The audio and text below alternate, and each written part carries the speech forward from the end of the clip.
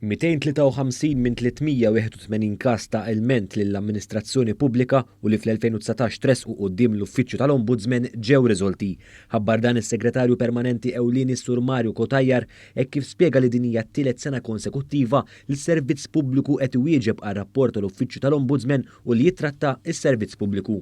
Is-Sur Kotajjar spjega kif dan minnu nnifsu huwa prova ċara tal-kontabbiltà u s-serjetà li bih jopera s-servizz pubbliku. Ta' min jinnota li dawn it-381 każ huma biss 0.003% ta' madwar it-13 miljun transazzjoni li ssir kull sena mill-amministrazzjoni pubblika. Fil-fatt, 207 każijiet mit-381 każ investigati ġew riżolti mingħajr il-bżonn ta' rakkomandazzjoni.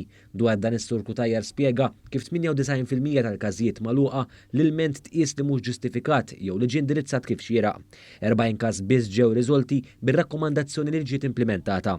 F'sitt każijiet biss ir-rakkomandazzjoni ma ġietx aċċettata jew implementata. Huwa ċertifikat tajjeb għall-amministrazzjoni pubblika x'98% tal-każi li marru għand l-Ombudsman jew ħassom li huma frivoli, jew ħass li għandu jinvestigahom u jagħmel ir-rakkomandazzjonijiet li aħna wettaqna u jew inkella ġew solvuti wara ftit minuti jew wara ftit korrispondenza li kien hemm bejn l-Ombudsman u l-amministrazzjoni pubblika. Is-Sur Kotajjar spjega wkoll li għad hemm 148 każ li huma pendenti. 119 każ minnhom jinsabu għand l-Uffiċċju tal-Ombudsman fil-waqt li 29 biss jinsabu fil-Ministeri.